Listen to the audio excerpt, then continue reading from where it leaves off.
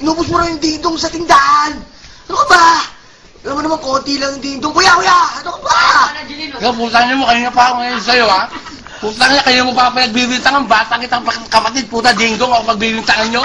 Teachers nga, hindi ko ginagalawin, putang ng chippy, hindi ako mahilig ng mga chichirya, putang at all. Kung pagbibintangan nyo ako sa chichirya lang, masisira pamilya natin sa mga putang ng dingdong ako kumain.